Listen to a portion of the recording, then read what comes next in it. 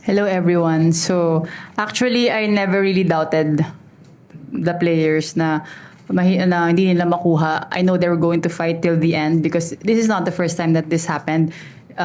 Even Shakey's, even before so many games, this happened na with them. That's why I kept on telling them na this is not new to them. Sanay tayo dito. Kunin natin yung game. So yun lang po. Thank you. To Ara, you have a career high 27 points on 23 attacks, 3 blocks, 1 service ace, and 6 digs. So, yung nga, nag-struggle si Sam today, 11 points lang today, pero yung ginawa mo, matindi. So, ano yung masasabi mo na ito yung pinakamagandang laro mo sa UAP?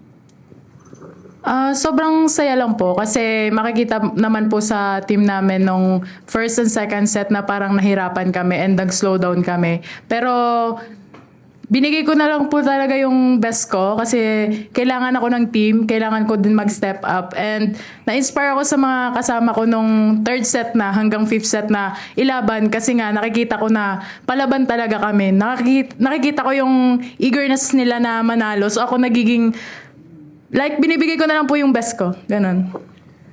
Thanks. And lastly, Lams, 19 excellent sets and 3 digs. So ano masasabi mo na yung nga, grabe yung composure na pinakita mo at hindi kayo nagpanic despite being down by 2 sets. Ano masasabi mo?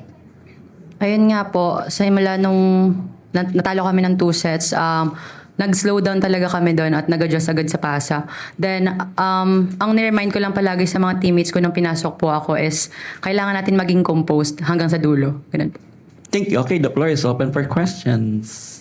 Lams, para sa'yo, ano na lang siguro yung napansin mo ng first 2 sets na nakatulong sa'yo i-adjust yung team nung pumasok ka ng second set tsaka ng third set and yun, tuloy-tuloy na lang yung team?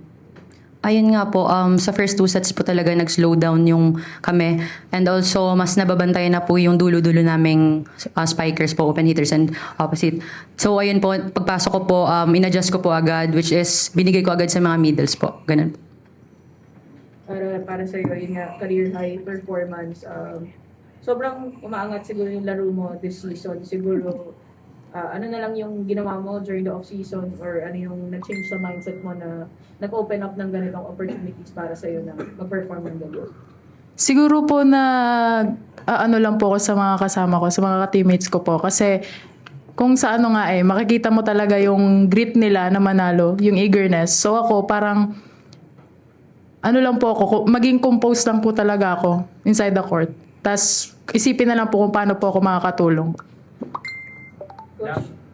Coach, the first 2 sets were a bit of a struggle for Sam talaga. And obviously, as a rookie, expected nyo naman po yung ganito. But how are you looking to help her sort of iyakin ulit yung confidence niya or maybe just adjust for the next time na magkaganyan sa laro? Well, technically, this is Sam we're talking about. She's not the kind of girl who's going to back down just because she had a bad game or just because she gets blocked a lot of times.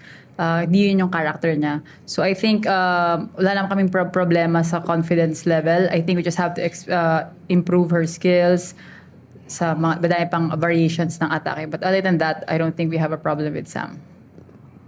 Dax, paano ka lang nag-adjust sa new role mo coming off the bench? For me naman, since bagong role ko to, ang sinasabi ko lang sa sarili ko na always ready lang ako kahit anong mangyari. Kung sino man bubunutin sa amin, sa mga teammates ko, always ready lang kami. Yan nga, 2-time best setter. Siguro, nahirapan ka bang tanggapin or i-accept yung role na yon, knowing na dati lagi na start? Actually, kung sino naman po ipasok sa amin per game, ready lang din po kami. So, yun lang naman po. Coach Reg, you guys are defending champions for a reason. So, ano masasabi mo na after 3 games, ito yung na-hurdle yung pinakamabigat yung test in FE. Ano yan? Siyempre, we have to celebrate the moment. A win is a win. Those are very heavy teams na nakalaban namin. We are very happy about that, but we need to study and we need to learn because this is not the end. Madami pa kaming laro. It's going to be a very long journey and we have to study more and train pa. Yun talaga yun. And to Lams being the leader.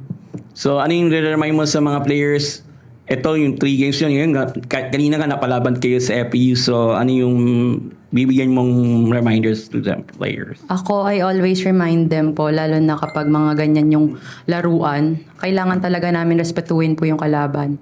Hindi pwedeng laro-laro lang, kalma-kalma lang, relax-relax lang. Hindi pwede po ganun kasi lahat po ng teams talaga are very competitive. So, kailangan talaga namin magpursige, ibigay yung best namin every game. And to Ara, ito, yung nga, ang hard part yung magpa-follow up ka ng magandang laro. So, ano yung magiging mindset mo moving forward? For me po, yung magiging mindset na lang po siguro is sa start pa lang po ng set, parang bigay na po talaga yung best namin. Like, wag po kami mag-slow start, ganun. Tas, pag bibigyan man po ako ng chance na may pakita yung laro ko, yung kung ano talaga yung kaya kong maibigay, papakita ko na lang po para makatulong po ako sa team. Congratulations, Coach Reg, Lams, and Ara.